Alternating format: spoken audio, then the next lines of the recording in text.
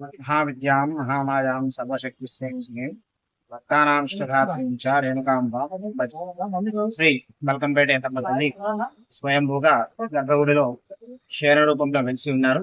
అమ్మవారి తల దగ్గర జలం వస్తూ ఉంటుంది. ఆ జలం తీసుకెళ్లి ఇంట్లో జరుపుకోవడము ఆరోగ్యానికి సంబంధించిన అమ్మవారు. ఆ అమ్మవారికి నిత్యం కూడా నిత్యాభిషేకం జరుగుతుంది. స్వయంభూ అమ్మవారికి అంటే నిజరూప దర్శనానికి అమ్మవారికి అభిషేకం జరుగుతుంది. ఉదయం 5 గంటల నుండి 6 గంటల వరకు అమ్మవారికి నిజరూప దర్శనానికి అభిషేకం ఉంటుంది. 6 గంటల నుంచి 7 గంటల వరకు అలంకారం 7 గంటల నుంచి యథావిధిగా భక్తులకు అమ్మవారు దర్శనమిస్తారు.